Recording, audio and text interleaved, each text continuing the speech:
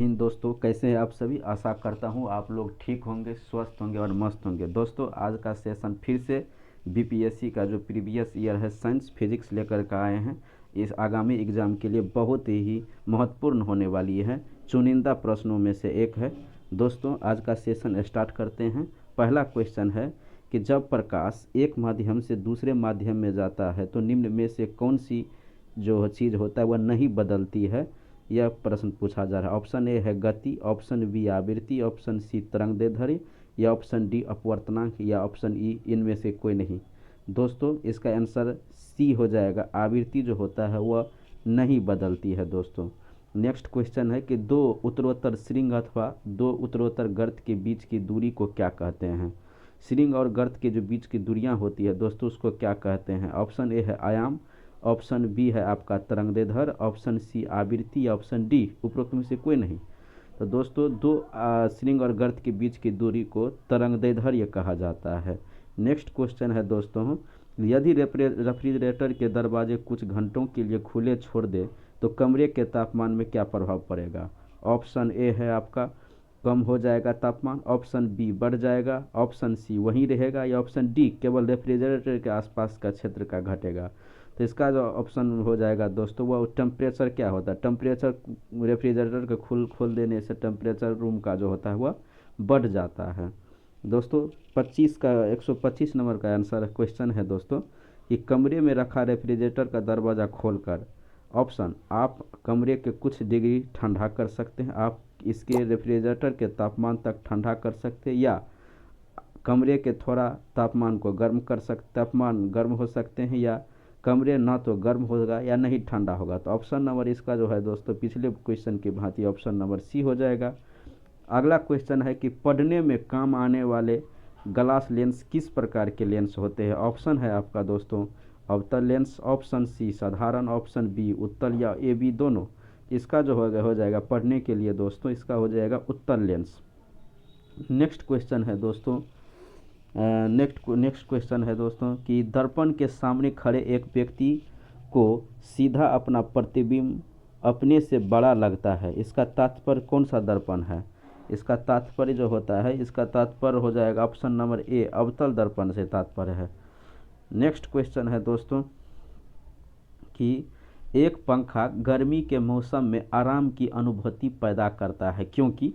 Option A पंखा ठंडी हवा की आपूर्ति करता है, ऑप्शन बी हमारा शरीर हवा में अधिक गर्म वितरित करती है, ऑप्शन सी हवा की चालकता बढ़ जाती है, या ऑप्शन डी हमारा पसीना तेजी से वाष्पित हो जाता है, ऑप्शन ई इनमें से कोई नहीं, इसमें से एक से अधिक। तो इसका जल्दी जल्दी आप लोग कमेंट बॉक्स में आंसर दें। इसका जो आंसर होने वाला है दोस्तों ऑप्शन नंबर डी हो जाएगा। ऑप्शन नंबर डी हो जाएगा, हमारा पसीना तेज़ी से गर्मी के मौसम में वाष्पित होने के कारण बॉडी ठंडा महसूस होती है।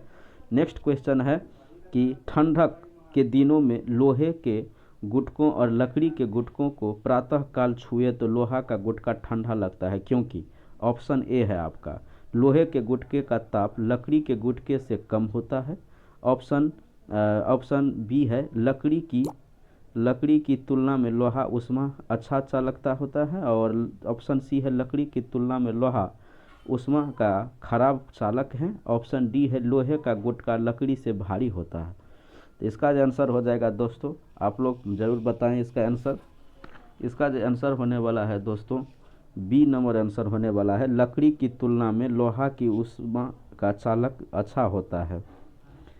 ऑप्शन नेक्स्ट क्वेश्चन है दोस्तों कि विद्युत संचरण के लिए उच्च वोल्ट ग्रिड का उपयोग किया जाता है, किस लिए किया जाता है। आपका ऑप्शन है करंट अधिक के लिए, ऑप्शन सी है प्रतिरोध, या ऑप्शन डी है शक्ति की हानि अधिक के लिए, या ऊष्मा की हानि कम के लिए। तो इसका जो ऑप्शन नंबर ए डी होने वाला है दोस्तों, ऊष्मा की हानि को कम करने के लिए होता है क्योंकि विद्युत संचरण के लिए उच्च वोल्टेज ग्रिड का उपयोग दक्षता बढ़ाने तथा ऊष्मा की हानि को कम करने के लिए उपयोग किया जाता है ओम के नियम के अनुसार।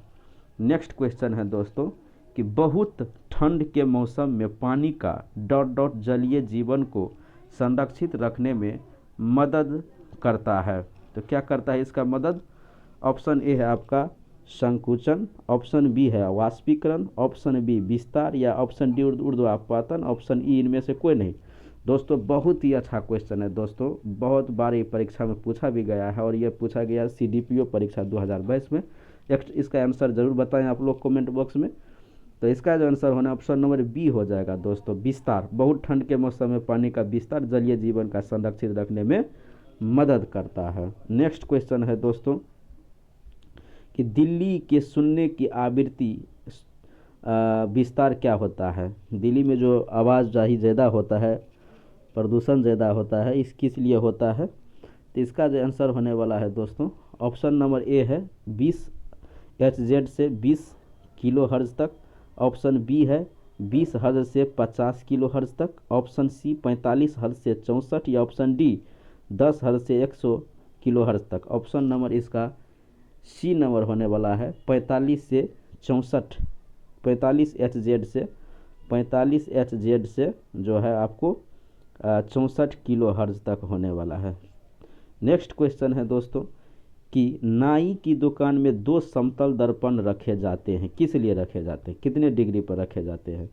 ऑप्शन ए है आपका एक दूसरे के समानांतर, ऑप्शन बी है एक दूसरे के लंबवत, या ऑप्शन सी है 45 डिग्री के कोण पर, या ऑप्शन डी 60 डिग्री के कोण पर, या ऑप्शन ई इनमें से कोई नहीं।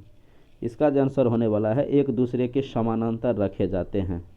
नेक्स्ट क्वेश्चन है कि पृथ्वी के चुंबकीय क्षेत्र में रखे गए दंड या बार चुंबक किसका उत्तरी ध्रुव भौगोलिक उत्तर दिशा की ओर स्थित है, के चारों ओर उदासीन बिंदुओं की संख्या क्या होती है, इसके बारे में पूछा गया है।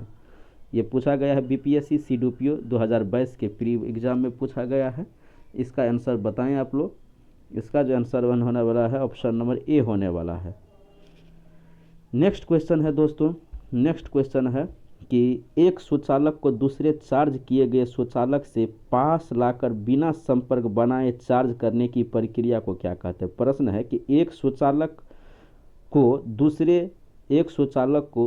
दूसरे चार्ज किए गए स्वचालक के पास बिना संपर्क किए चार्ज करने की प्रक्रिया को क्या कहते हैं। इसको क्या कहते हैं दोस्तों, इसको जो कहते हैं प्रेरण कहा जाता है। ऑप्शन ए हो जाएगा प्रेरण। एक स्वचालक को दूसरे चार्ज किए स्वचालक के पास लाकर बिना संपर्क बनाए रखने चार्ज की प्रक्रिया को प्रेरक कहा जाता है।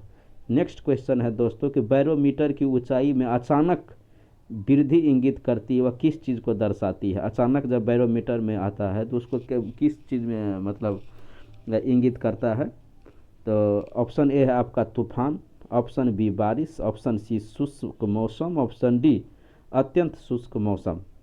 तो इसका जो आंसर होने वाला है दोस्तों ऑप्शन डी अत्यंत शुष्क मौसम। चूँकि शुष्क मौसम भी ऑप्शन सी में है तो उसमें नहीं फंसेंगे, ऑप्शन डी हो जाएगा अत्यंत शुष्क मौसम, जो बैरोमीटर अचानक से जब अचानक से गिरे तो आंधी तूफान को दर्शाता है। नेक्स्ट क्वेश्चन है निम्नलिखित में से ग्रीन हाउस गैस क्या है, कौन सा है। ऑप्शन ए है आपका carbon dioxide, option B ozone, option C CFC, option D methane. जल्दी बताएं आप लोग। बहुत ही अच्छा क्वेश्चन है, बहुत ही सुंदर क्वेश्चन है दोस्तों। इसका ऑप्शन नंबर ई हो जाएगा, इनमें से अधिक हो जाए। बिकॉज कार्बन डाइऑक्साइड भी है, CFC भी होता है, ओजोन भी होता है और मीथेन का भी ग्रीन हाउस गैस में योगदान है। नेक्स्ट क्वेश्चन है कि बड़े शोरूम और डिपार्टमेंट स्टोर में इस्तेमाल किए जाने वाला विजिलेंस का कौन सा दर्पण होता है। तो ऑप्शन ए है आपका समतल, ऑप्शन बी उत्तल, ऑप्शन डी अवतल, या अवतल उत्तल दोनों, या इनमें से कोई नहीं, या एक से अधिक। तो ऑप्शन नंबर कौन जो हो जाएगा आप लोग बताएं कमेंट बॉक्स में दोस्तों। तो इसका उत्तल लेंस का दोस्तों बड़े बड़े शोरूम में उत्तल लेंस का प्रयोग किया जाता है दोस्तों।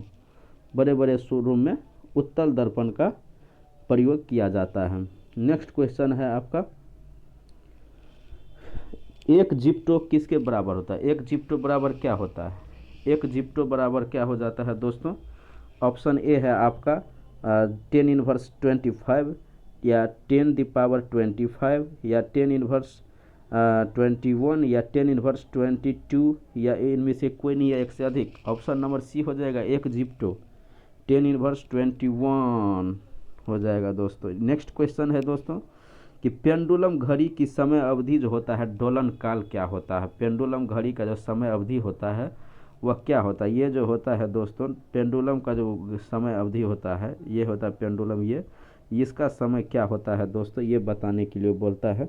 ऑप्शन ए है 1 सेकेंड, ऑप्शन सी 1 सेकेंड, या ऑप्शन बी 2, या ऑप्शन डी 1 घंटा। 2 सेकेंड का होता है दोस्तों इसका जो समय का आवर्तकाल होता है, या 2 सेकेंड का होता है एक डोलन। नेक्स्ट क्वेश्चन है कि उपग्रह का उपयोग किया जाता है। ऑप्शन ए ऊर्जा पैदा करने के लिए, option D radio, option B television, option C प्रकाश हेतु। तो इसका जो उपग्रह का उपयोग किया जाता है मुख्य रूप से रेडियो के लिए दोस्तों। आज का क्वेश्चन इतना ही है दोस्तों। नेक्स्ट वीडियो में और आगे प्रश्न लेकर के आएंगे। तब तक के लिए आप लोग का धन्यवाद दोस्तों। अच्छा लगे तो लाइक, कमेंट और सब्सक्राइब जरूर करें। थैंक यू, धन्यवाद दोस्तों।